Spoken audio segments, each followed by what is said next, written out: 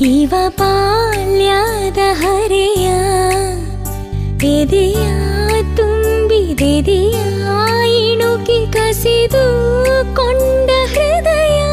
Oh baby once again